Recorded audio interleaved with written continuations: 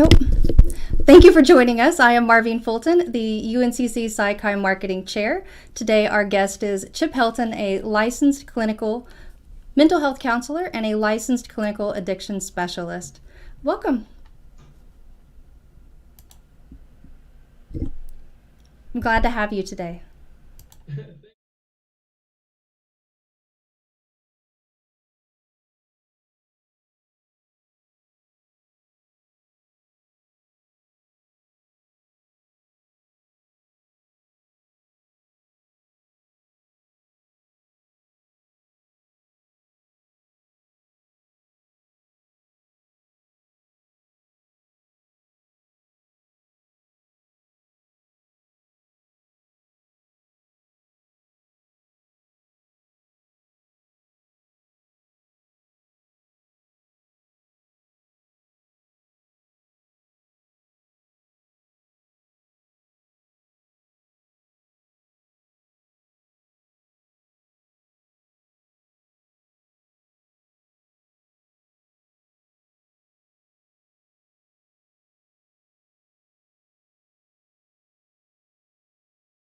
So let's move it to both of us on the same screen so we can do a little bit of troubleshooting.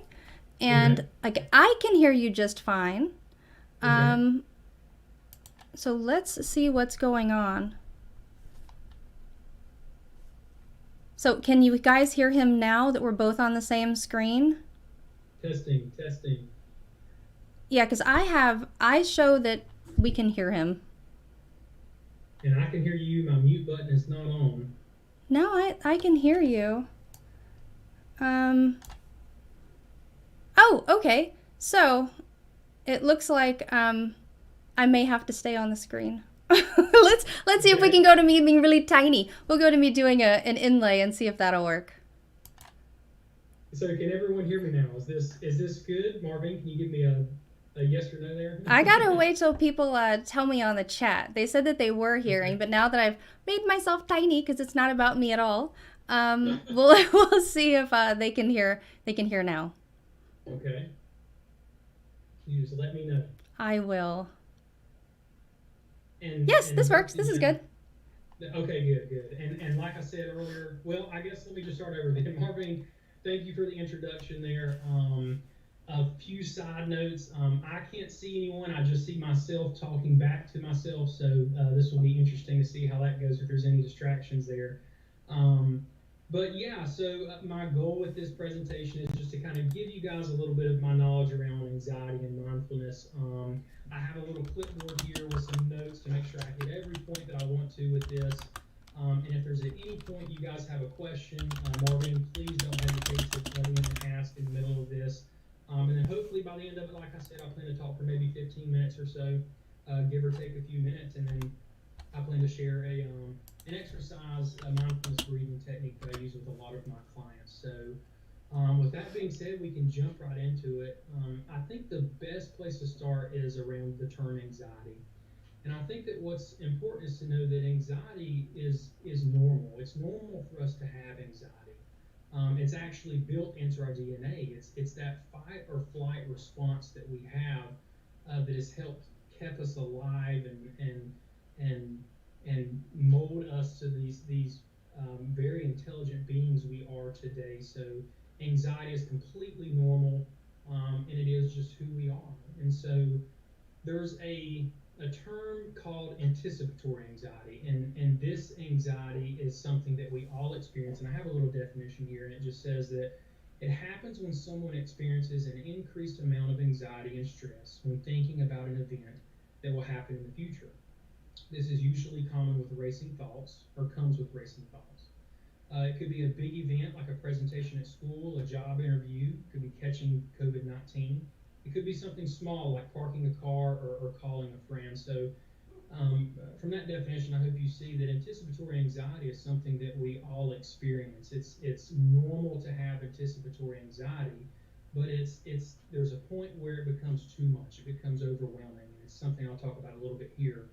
And so, what I just mentioned earlier too, catching COVID-19, it's that is a lot of anxiety producing thoughts and feelings and concerns that we have today. So let's touch more about that.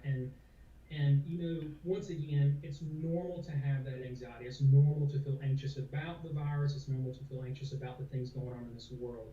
So there is a point where this anxiety becomes too much. Instead of allowing us to thrive, it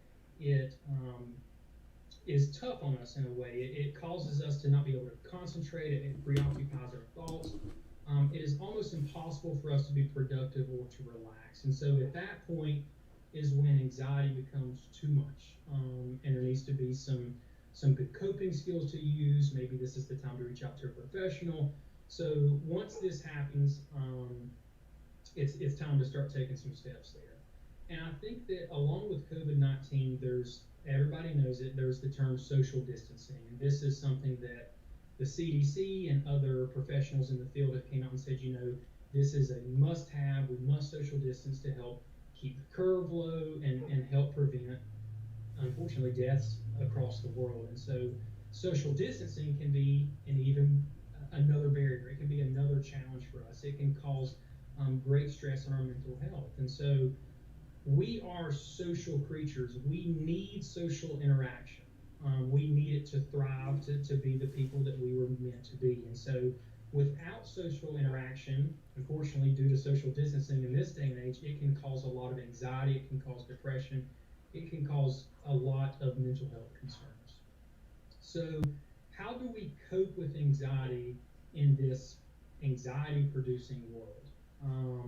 That is the million-dollar question. So let's dive into some of these things. I got like a list here.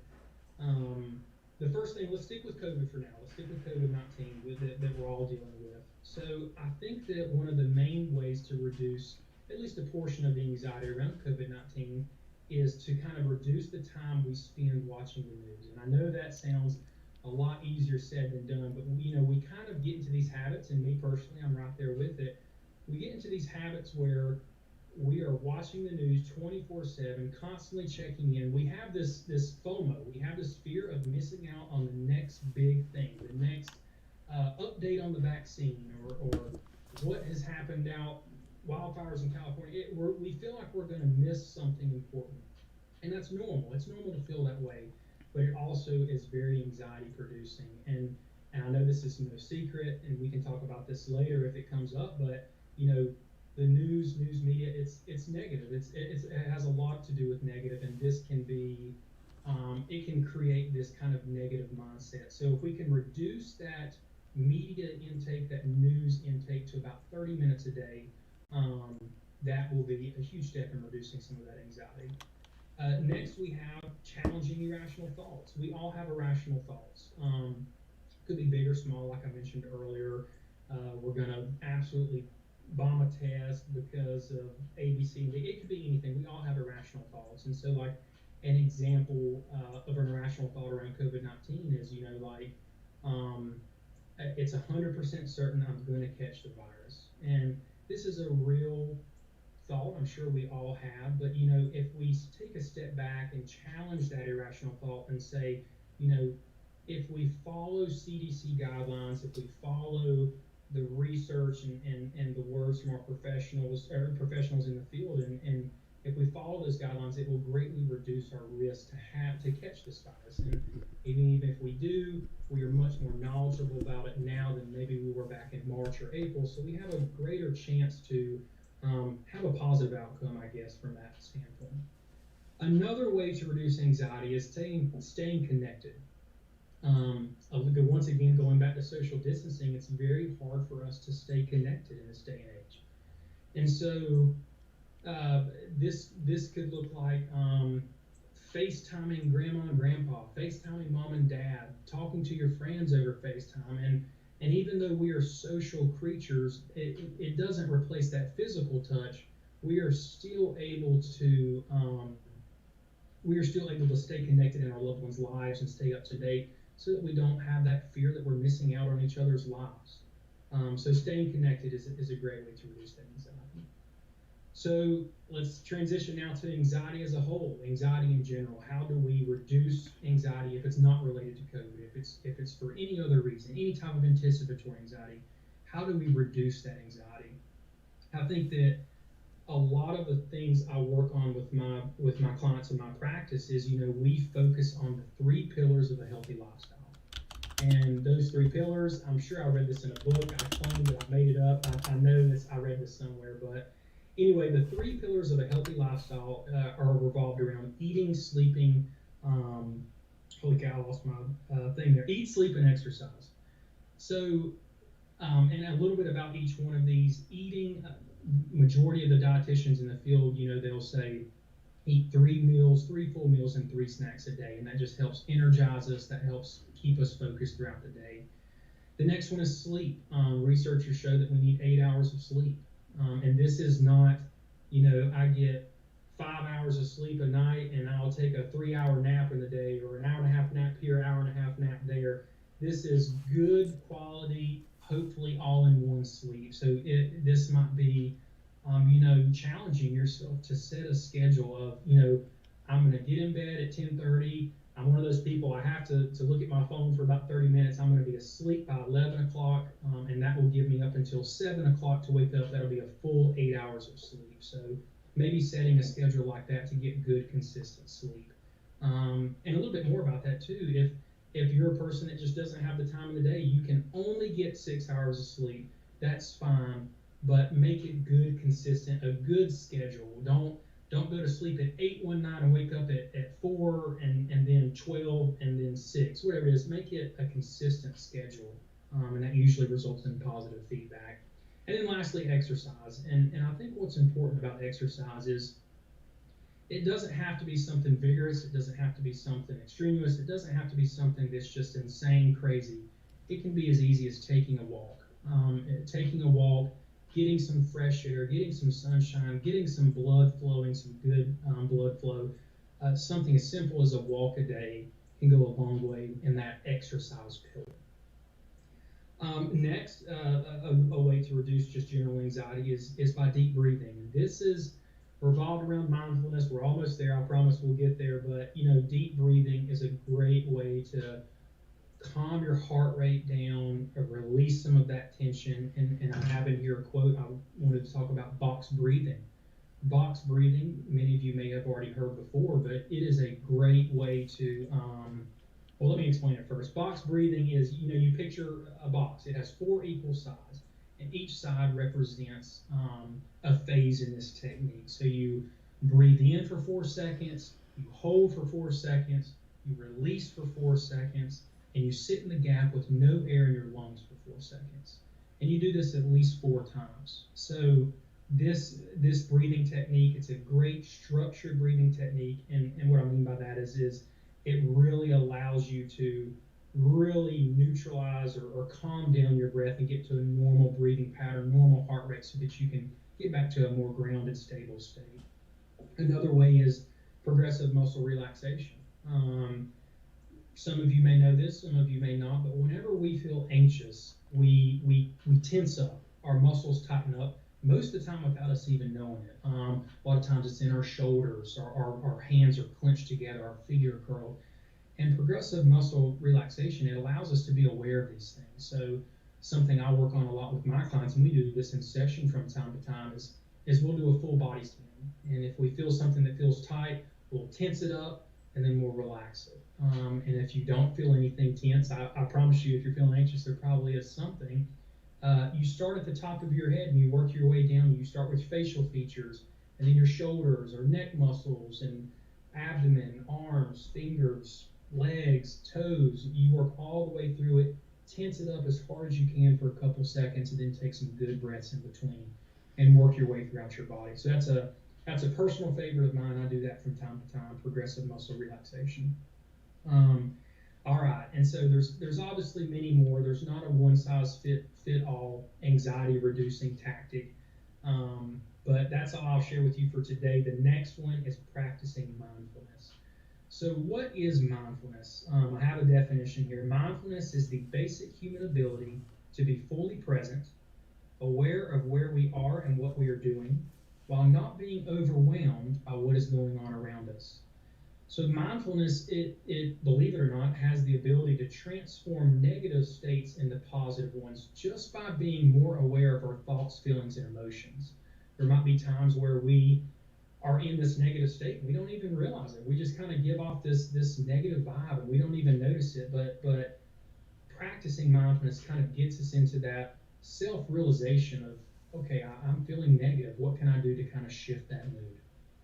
And I think what's important too is mindfulness, it isn't all about breathing. It's not just breathing techniques. Mindfulness is different for everyone. Maybe it's journaling. Maybe it's meditation. It's kind of like breathing. It can be breathing meditation. Listening to music can be mindfulness. Taking a walk. I love taking a walk. That's my personal favorite. Yoga or stretching is always a great thing. And then another personal favorite, I work on this a lot with my clients too, is noticing your five senses. See, touch, smell, taste, and hear. Whenever we get overwhelmed or out of sorts and just racing thoughts, we kind of get detached. And noticing your five senses is a great way to get back grounded and kind of get into the zone and back to this stable conscious. And so if we take a minute to notice what we see, to notice what we touch, to notice the texture of what we touch, notice what we're smelling in the moment, notice what we're tasting. Maybe you had a cup of coffee or ate some lunch or a snack and you got that reminisce of a Greek salad, I don't know, whatever it could be. You notice what you're tasting in the moment, and then also notice what you're hearing as well. If it's cars going by the road, or if it's birds chirping outside your window, whatever it be, just if you notice these five senses, it will really help you get back to a normal flow. And so I think the last thing I'll touch on mindfulness, and then I'm excited to share a breathing exercise with all of you, is the most important thing about mindfulness is it needs to be practiced. It needs to be a routine. And what I mean by that is, let's say hypothetically, you're like, you know what, Chip, this is great. I am on the mindfulness board and I will now be more mindful. Well, if you decided to be more mindful during times where you feel anxious or stressed or depressed or whatever negative symptoms or poor mental health you might be feeling at the time, that's great. And it will probably work from time to time. But however, if we only did this in times where we felt emotionally distressed, if we only felt this in times where our mental health was not the best at the moment, if you decided then to, like, you know what, I think I'm going to do a breathing technique right here before I go to bed, your body is a very intelligent craft. I don't know what you want to call it. It's very intelligent. Long story short. And if we did this out of the blue in times where we weren't stressed or anxious, it would actually sit there and think, oh, I'm doing a breathing exercise, so I must be stressed or anxious, and you will begin to feel stressed or anxious. So what I mean by this is, I encourage you, if you do try to practice mindfulness, make it a routine. So if you get up in the morning, have a couple breaths right before you get out of bed. At lunch, go for a mindful walk. And then before bed, have a few more breaths, meditate, do some yoga, whatever it is. Make it a routine. Do it just like therapy, just like counseling. When I talk to my clients, don't just come to counseling or therapy when you're feeling bad or down. Come whenever you're feeling joyful and happy and brag on yourself. It's the same way about being mindful. Practice it in times when you're happy just as much as you will when you're sad. So I'm sure there's going to be questions. That's just a real quick gist of the things I wanted to kind of talk with you all about anxiety and being mindful. And so I would love to share with you my personal favorite breathing exercise. I find a lot of clients really enjoy this one. They take this home. And before I jump into this, mindfulness is your own thing. Whatever, if it's the square breathing that I shared earlier, or this one right here that's called sitting in the gap, you don't have to do it to a T. You can do it however you best see fit. So let's jump right into it. Marvin, you still with me? Is this okay? Yes. All right, perfect. So I'll walk you through it. We'll do 6 or 7 breaths or so, and then we can jump into some questions. So this technique is called sitting in the gap. And for this technique, you need to be sitting upright if you can, feet flat on the ground. And I encourage you all that are through the screen. I hope you all can do this with me. Feet flat on the ground in an upright position, not so upright that you're uncomfortable, but a good posture, not slunched over anything, just a good, comfortable posture. Eyes closed, face forward, and it's important to have your face in a neutral position because you don't want it leaning back like this, and you definitely don't want it lean forward like this because this is actually, if for those of you who have your eyes closed, if you're looking down, that's actually a way of your body telling itself to go to sleep. So feet flat, good posture, hands in your lap, not crossed arms, just open and free, eyes closed and face forward. So it's a big, deep breath in, and then it's a verbal exhale.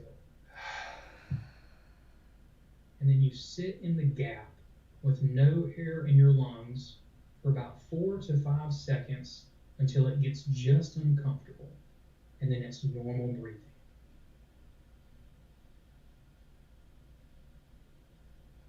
Big, deep breath in,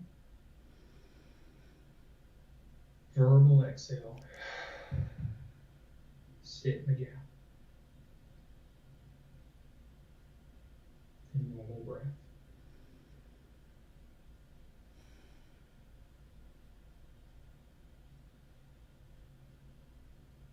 Big, deep breath in. Verbal exhale.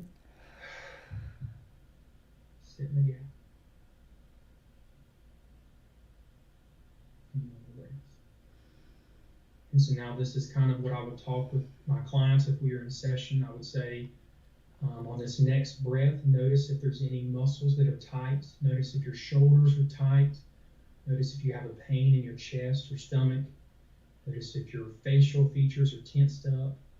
Try to focus on those and relax them. If you have any pain, imagine this next breath breathing in through that pain and release it through the mouth.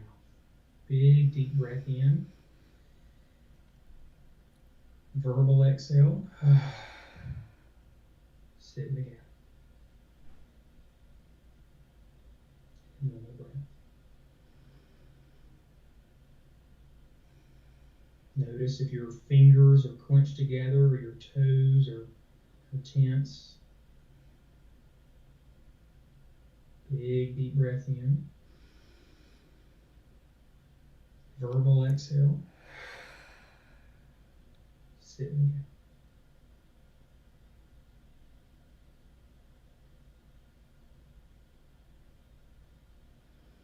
The reason I like this breathing technique so much is because it allows you to be aware of your racing thoughts. It allows you to be aware of the thoughts you're experiencing. So this is also a visual activity.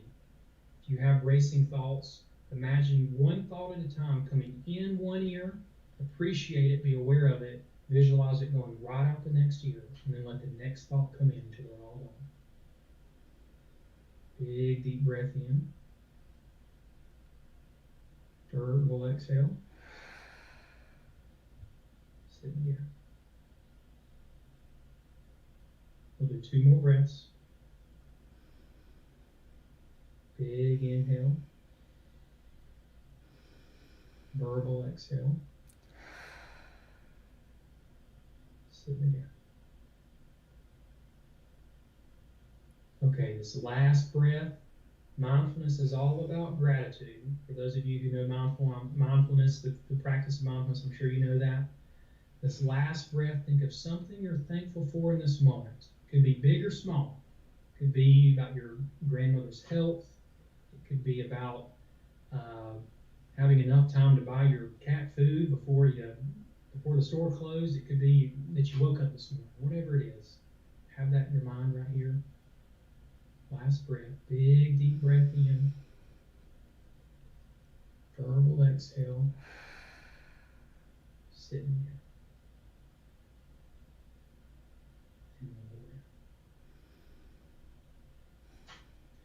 gap. Okay, I really hope you all enjoyed that. I could talk days and days about this.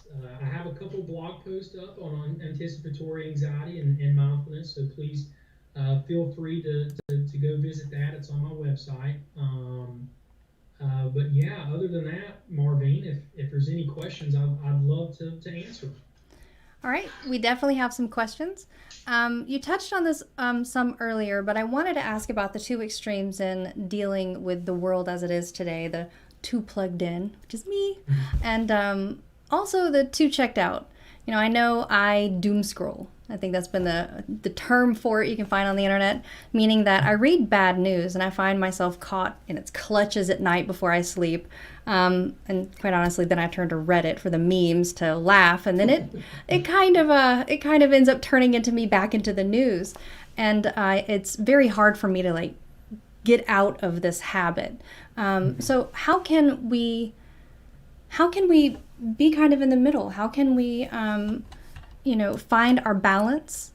How do we achieve a healthy relationship with news that does not lead to anxiety and an inability to be mindful? Yeah, no, that's a great question, Marvin. Great question. I think similar to what I said earlier, it's important to limit that news intake. Personally, from a professional disclosure standpoint here, I had a lot of trouble with this, especially at the beginning of the pandemic. You're constantly wanting to know the update on what's going on. The world just seems like it is on fire, literally, and from a fake standpoint, whatever you call it, and you're constantly wanting to get this knowledge and constantly scrolling, like you said, and so I think that it's important. I found a success in, I have my 6:30 news outlet, and that is a 30-minute window. It's from 6:30 to 7, and I watch that news every day, or at least most days. Some days I go without it, which is great. But I struggle from personally this fear of FOMO, this fear of missing out, fear of missing out on the news. But I promise you, if it is important news, if it's something that is important for American citizens or the world population to know, it's going to be on that nightly news. It's going to be on that very popular news station. So I would encourage you to stick to one outlet, of news income.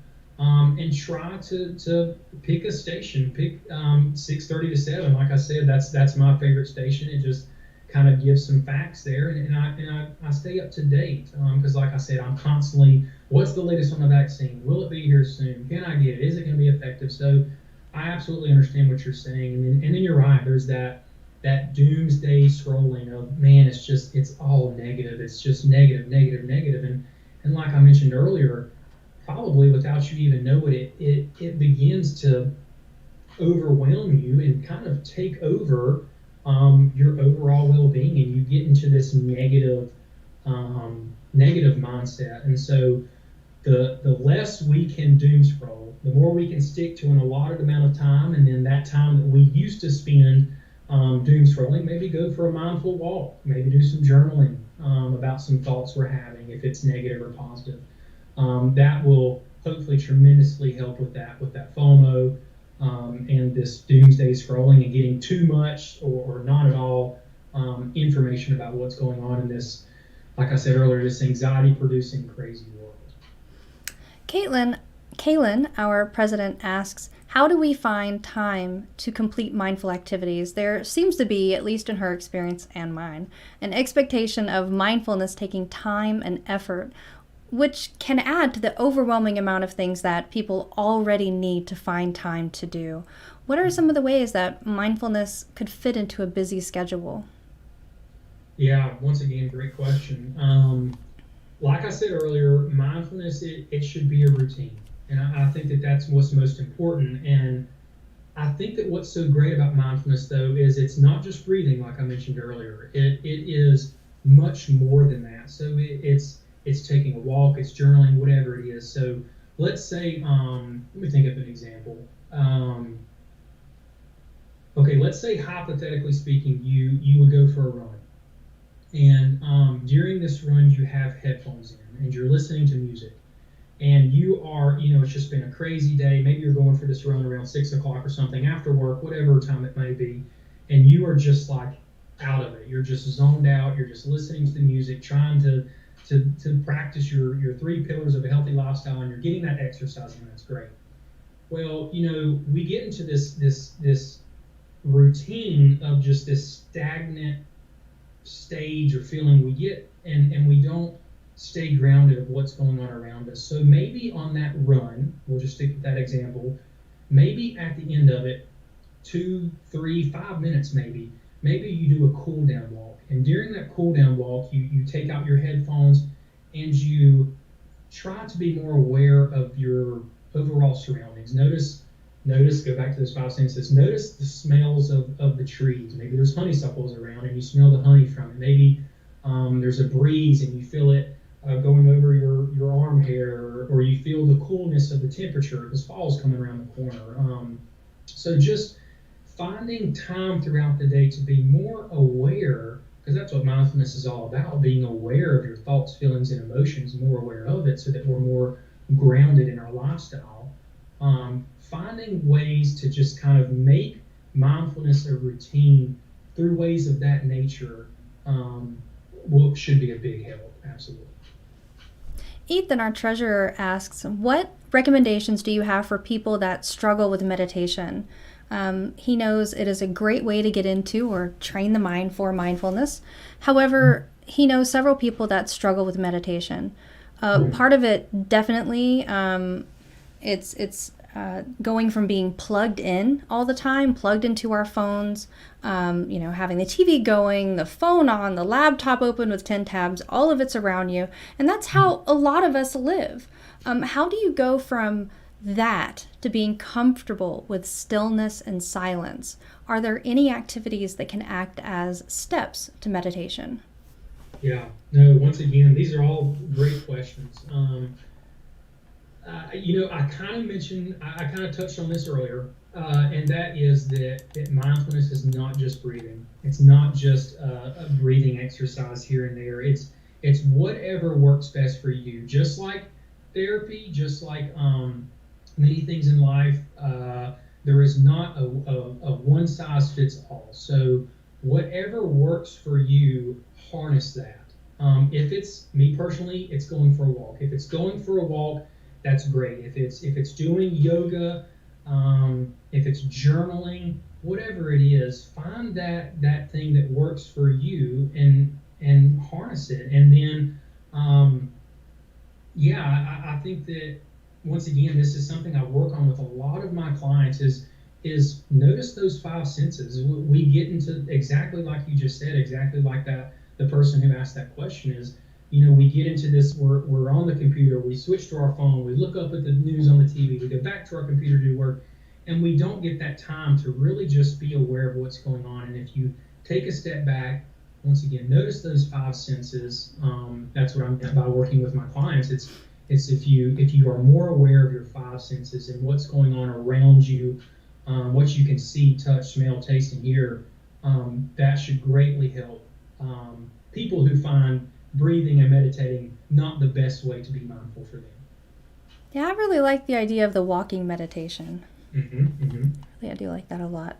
So Ashley, our help to meet officer, says COVID-19 has caused social separation. Therefore, the majority of college courses have been transitioned online. This has caused students who were unable to adapt to that method of instruction a great deal of anxiety and depression. Given your area of expertise, what suggestions or recommendations would you give to those students to help improve their overall well-being? Yeah, great question. And tough question. I don't think that there is a solidified answer that will work with everyone. If there were, I would write a book on it and probably be very famous. But no, I think that it's very tough for students nowadays to kind of have that social interaction that they're missing from being in school like they were, and now when it's, especially a lot of schools now, I know that it's 100% virtual, you miss out on that physical touch, that social interaction there. And I think that creating joy in your life, focusing on self-care when you can is very important, especially for minds that are still developing. Having to learn virtually, just staring at a computer screen for 8 hours a day, it's hard. It really is. So Maybe that is, like I mentioned earlier, staying connected. Maybe that is, now I have no idea, I'm not in school, but I'm willing to assume that there are breaks in between classes. Maybe the class is 50 minutes, you get a 10-minute break, and then there's your next class. At least I hope that's it. God, I couldn't imagine going straight from class to class. So maybe during that 10-minute break, FaceTime a friend, FaceTime your grandmother, uh, FaceTime a fellow student that might be in the same class so that you can gossip, so that you can, have those conversations that you would have when you're walking down the hall that you normally would in that face-to-face contact. That way, unfortunately, you can't get that physical interaction that we thrive off of, but you can still feel connected and not just so overwhelmed with this so much technology that we have going on each and every day. One of our viewers, Nick Patel, he asks, what role does hearing the term socially distanced play on anxiety and depression rather than saying we need to physically distance? Do you think the term should be changed? I mean, is that a part of the psychological impact? That's a great question, and it's something I have never thought about. You know, whether the term should change or not, socially distance, socially distance. I mean, you're right. It. I guess to some extent it can be taken as a negative term, as you have to distance socially from your loved ones, from your peers. That can be. That's a very good question. I don't know the answer to it, to be completely honest with you, but I think that what's important, and what I've continued to say time and time again, I feel like I'm like a record player here, but maybe that is something that we can't change, and if we can't, that's fine, but find ways to still be able to connect when we can't, when we have to social distance. Like I literally just said a minute ago, FaceTime loved ones, do what you can to still stay connected. And gosh, that's a really great question, something I personally never thought about, but you're right. I mean, socially distancing, it's directly related to anxiety, it's directly related to depression. Maybe that's a question to continue pondering on. Maybe there is a better term that's maybe less triggering for some people. I think that's a good way to describe it. But in the meantime, all you can control, and I think this is important for mindfulness, is right here and now. So do what you can in this very moment to continue to feel grounded, to continue to feel socially connected the best way that you can. I have a question about the journaling too. It seems to me that with journaling, you would be tempted to kind of reminisce or to think about the future. And as I understand mindfulness, it's to be grounded in the moment. It's to look at what your thoughts are, not to judge yourself, to accept it and kind of let it go.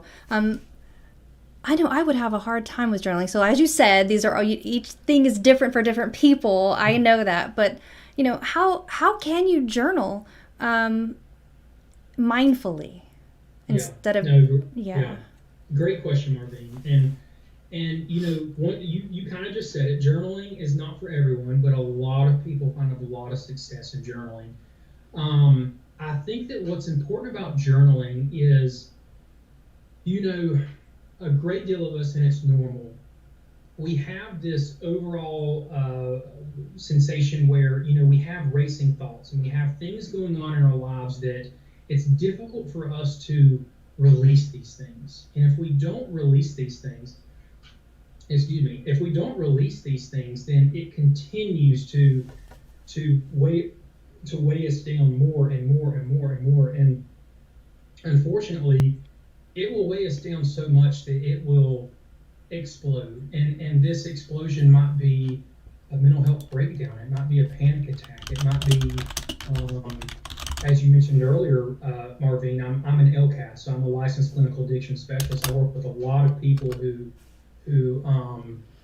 struggle with substance use. And if we don't release some of this tension, if we don't release some of these things that we're dealing with in our lives, it can result into a relapse, because substance use, it's a quick fix. It allows us to stop these negative feelings we're having. But unfortunately, I'm sure you all know, or the majority of you know, it only comes back, and not only does it come back, it comes back usually worse. So journaling is a great technique that, once again, it doesn't work for everyone, but it works for a lot of people to get these emotions, get these experiences off of our mind, these racing thoughts, and onto some paper, onto some physical touch paper to help us be more aware of what we're thinking. And like you and Marvin, it doesn't have to be only negative. If you're having racing thoughts of the positive, man, in the future I'm going to go take a road trip to California. I'm going to go visit Tokyo. I'm going to go to Italy and go experience just the world, whatever it is. That's great. But, we can have racing thoughts about good experiences too. And sometimes those can be overwhelming. So journaling is a great way to be mindful about the thoughts we're having, and having some of those, especially the negative ones, come off of our chest to kind of release some of that weight and pressure we feel from sometimes the negative emotions, experiences that we're having that day. I am. Oh, we do have another one. Let's see. Is it beneficial to find? Oh, I did skip one. I did skip one. I'm so sorry. That's okay.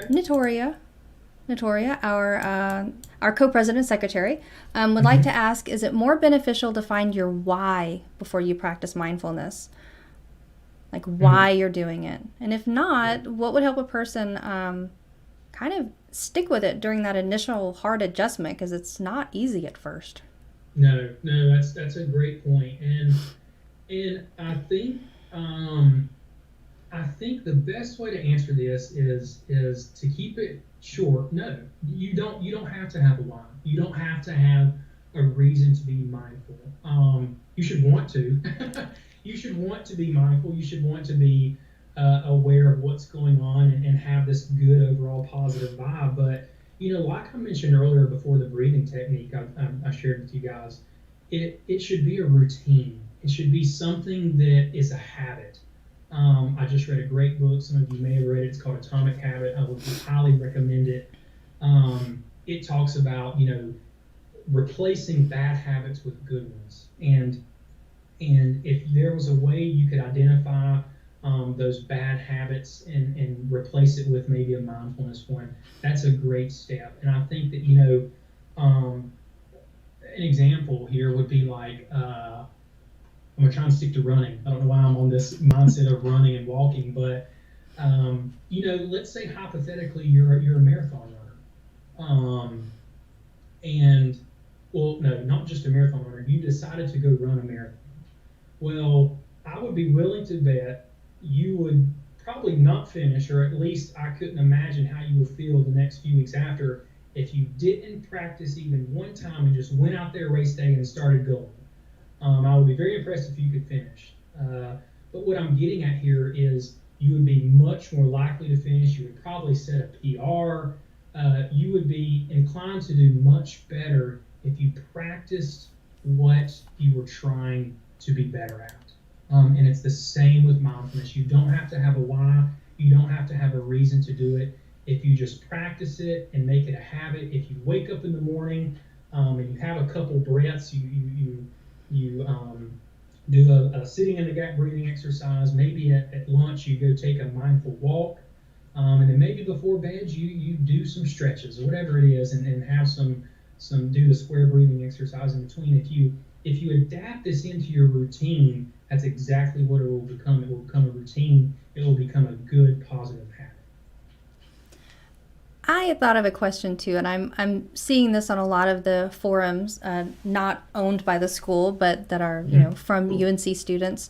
And one of the things that I'm seeing repeatedly is a lot of anxiety about how UNCC has cut the amount of counseling sessions in half, so that there's only 6 instead of 12. And one particular student had said they felt like, well, there wasn't any reason to go then. That this was not going to be enough, just 6 sessions. Like, what advice can we give that student?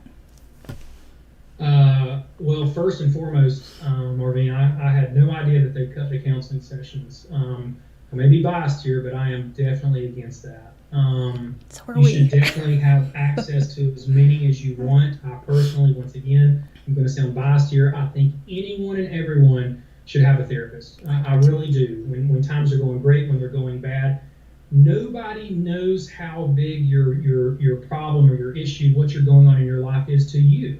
And if it's car trouble, just an example, if it's car trouble for one person, it might be a great burden and something that causes much more anxiety for the next. So, um, yeah, reach out to another therapist. Reach out to me if you want more sessions. By all means, it's very important to have someone to talk to kind of get these things off your chest. And other than that, once again, I had no idea that they cut those in half. I'm definitely against that. But in the meantime, I would definitely say please utilize that though, because even one session, I have clients come to me all the time, and they're like, Chip, after our first session, I hesitated to even come back because I felt so good.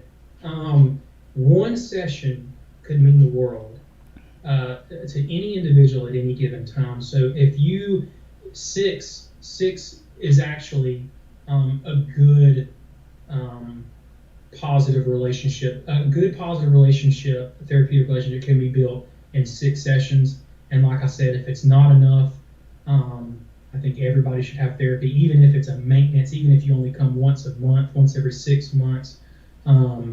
Everybody needs it and should have it. And so I encourage you to reach out to a professional that can give you that more support, so that you don't feel limited and have to fit everything into one session, one to 6 sessions. So I'm so sorry to hear that, but hopefully practicing mindfulness, hopefully being aware that anxiety is normal and just finding what works for you. It's not going to work for everyone, but what works for you, hopefully knowing that and understanding that can help you in the meantime to kind of deal with this anxiety and this anxiety producing world. No, I really like that. That's definitely my suggestion was take the 6, do the 6. Tell them that you need to help, with the financing, and because students are poor. They usually don't have, insurance or anything. You need like all the resources possible. So yeah, I know, have the counseling people help you find other resources if you need them. I'm glad we were on the same page there. Well, do we have any other questions from anyone? So let's just give everyone like another minute. I know we've gone for a while. Thank you so much for giving us your time and everything. Oh, it's my pleasure. I really enjoyed it. Absolutely. Yes, and talking about being grateful, I'm grateful that I've made it through another live stream. This is my second one. And I am so sorry again. Me and Marvin, we practiced it in the setting I'm in currently. I tried to do it in my office where I see clients in face-to-face just to kind of get that same feel for everybody. Was not the best Wi-Fi there, so rushed home. I'm glad I made it back just a couple minutes late. But I really enjoyed talking to everyone and kind of sharing some of my expertise and how to be a more mindful person. So I really enjoyed it. I'm glad it worked. Yeah, I've loved the breathing exercises. I think you covered a lot of great information here. Well, it doesn't look like we have any more questions. So once again, thank you so much for coming on. Thank you for giving us your time, and it has been a pleasure. Awesome. Thank you, guys. I really enjoyed it. Thank you so much, Marvin, and hope to hear from you all again shortly. All right, everybody. Follow us on Instagram and Twitter at UNCC Psychi, or on Facebook, UNCCharlotte.Psychi. There's like so many other pages, but we're not on those. So please follow us on the right page and keep up to date. We are having other events and other meetings, and we would love for you all to participate. Thank you so much, and see you later.